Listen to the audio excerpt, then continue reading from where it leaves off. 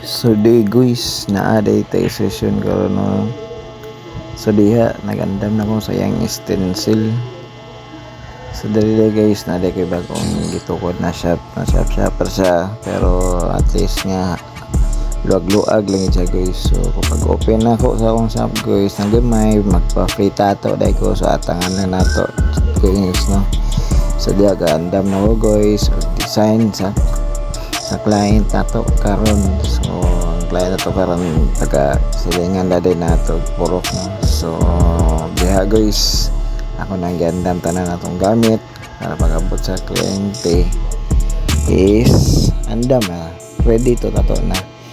So diha guys, mo dinhi siya guys no, color din niya tato guys. So kaning so ako magong tato guys is jud ko black and gray jud ko. So there guys, nagtato ko color jud akong gitato kay gusto sa kliyente color dia.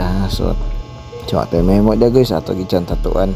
So dali na ko video guys, muna ni ang atong finish product guys. So dira guys, wala na niya nagwanta no, kay sakit jud kayo no. So mauna dai ni ang atong finish product. So guys, salamat.